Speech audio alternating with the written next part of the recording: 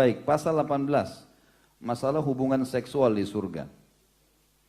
Beranjak daripada surah Az-Zukhruf ayat 71. Allah Subhanahu wa taala berfirman, "A'udzubillahi minasyaitonirrajim wa fiha ma tashtahihil anfusu wa taladzul a'yun." Di dalam surga terdapat segala apa yang diinginkan oleh hati dan sedap dipandang oleh mata. Hadis Nabi SAW riwayat Nasa'i dalam Sunan Kubra dengan sanad sahih, sebagaimana juga disebutkan oleh Al-Hafidh Al-Iraqi dalam Takhrijul Ihya nomor 3007.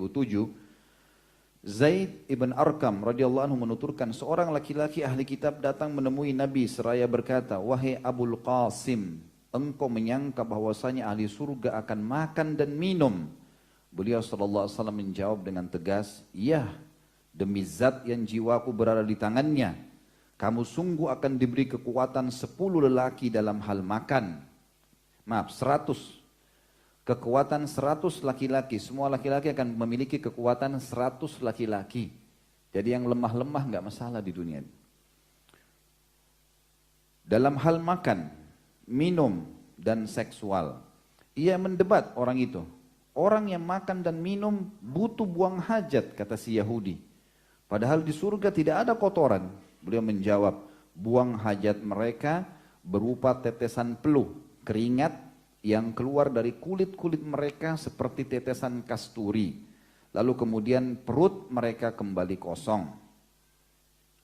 Riwayat yang lain adalah riwayat Tirmidzi dan dinilai sahih, gharib, dan kata penulis, ia memiliki berbagai riwayat pendukung yang menguatkannya, di antaranya hadis sebelumnya dan sesudahnya.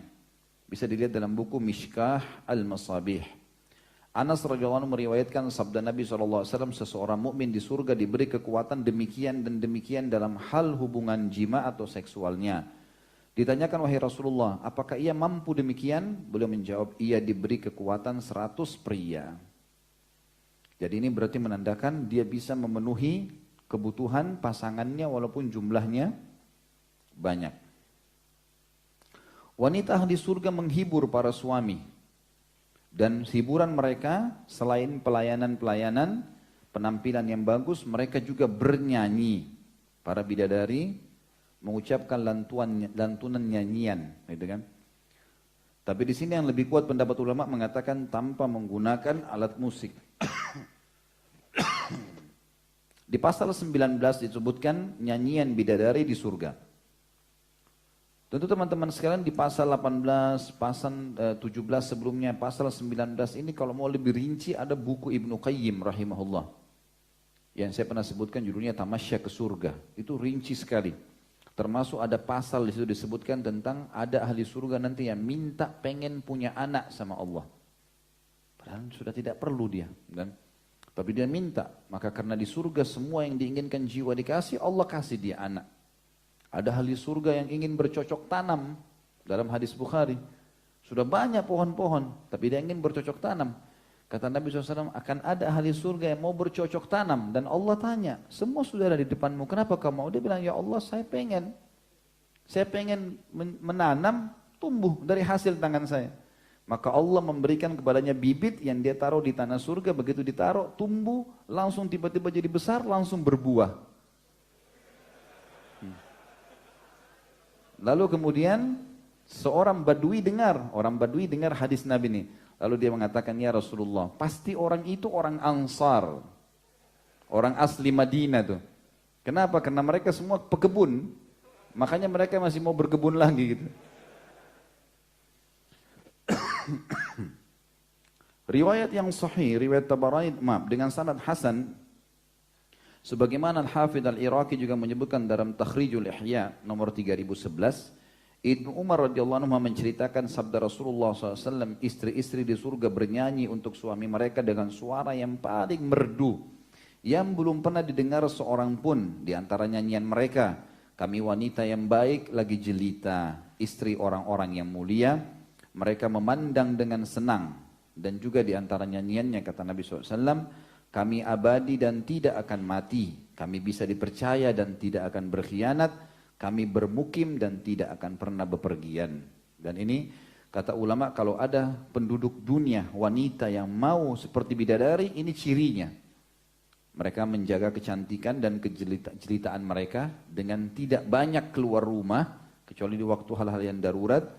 Mereka memuliakan suami mereka, selalu jadikan sebagai banggaan suaminya, bukan dijadikan sebagai musuh. Kemudian mereka juga selalu berdandan, karena dikatakan mereka memandang dengan senang. Sama dengan hadis Nabi SAW yang sahih, wanita ahli surga yang kalau kau pandang padanya kau akan merasa tentram, dan kau perintahkan maka dia akan menjalankan. Juga di antara bahasanya kami abadi dan tidak akan mati. Ya, ini menandakan di akhirat tidak ada lagi kematian. Kami bisa dipercaya dan tidak akan berkhianat. Ini ciri bidadari, dan harus wanita surga di dunia harus bisa begini. Nggak boleh berkhianat, bukan berarti suaminya pergi atau suaminya tidak ada lalu kemudian dia kontek-kontekan sama laki-laki yang lain, atau dia berhubungan gelap, ini semua jelas. Dan kami bermukim dan tidak berpergian, dan ini dalil jelas tentang afdaliyah perempuan tidak safar, makanya dihubungkan dengan harus adanya mahram. Hadis yang lain adalah hadis yang sahih al-Hasan diriwayatkan Tabarani juga dan Hafidh Iraqi juga menyebutkannya. Abu Umamah radhiyallahu anhu menceritakan sabda Rasulullah sallallahu alaihi wasallam, "Ma min 'abdin yadkhulul jannata illa wa yajlisu 'inda ra'sihi wa 'inda rijlaihi thintani minal hurin 'ain. Yuganniyanihi bi ahsani sautin sami'ahu al-insu wal jin wa laysa bimizmari syaitan walakin bitahmidin lillahi wa taqdisih." Tidak ada seorang hamba masuk surga kecuali 2 orang bidadari duduk di dekat kepala dan yang satu lagi di dekat kakinya, sambil bernyanyi untuknya dengan suara yang paling merdu yang pernah didengarkan oleh manusia dan jin, bukan dengan seruling-seruling syaitan, maksudnya alat-alat musik, tapi dengan pujian pada Allah dan mensucikannya. Yang terakhir dalam pasal kita adalah hadis disebutkan oleh Tirmidzi dalam Sahihul Jami'. Di antara nyanyian bidadari, kata Anas radhiyallahu anhu meriwayatkan sabda Rasulullah SAW, sesungguhnya bidadari bernyanyi di surga dengan senandung, kami bidadari yang sangat cantik, yang dipingit untuk suami yang mulia. Ciri khasnya adalah mereka selalu memuji suaminya. Dan dari dalil ini semuanya disebutkan bahwasanya istri di dunia boleh memuji, boleh bernyanyi buat suaminya, tapi tanpa menggunakan alat musik. Kalau Allah memberikan dia suara yang indah, dia menghibur suaminya, dia bernyanyi, dia lantunkan puji-pujian buat suaminya. Ini semua adalah ibadah kepada Allah Subhanahu wa ta'ala. Ya.